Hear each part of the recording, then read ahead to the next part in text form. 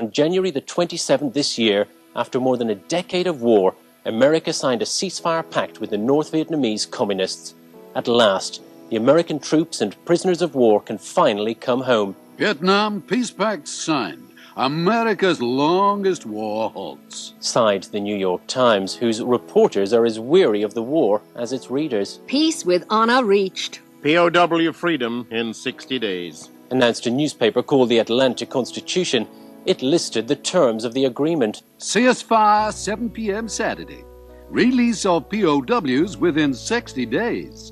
Withdrawal of all U.S. forces. Full accounting of missing in action. Self-determination for South Vietnam. It's exactly what the American people want, to get their boys out of Vietnam as quickly as possible. Too many have died already.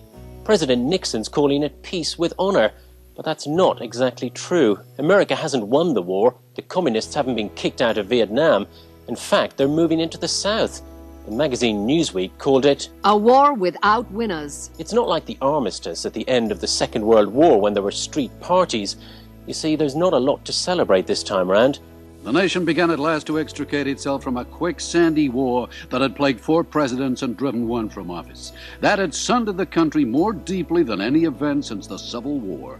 That in the end came to be seen by a great majority of Americans as having been a tragic mistake.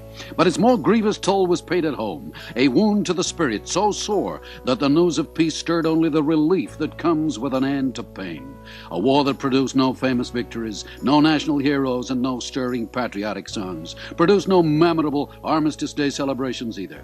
America was too exhausted by the war and too chary of the peace to celebrate.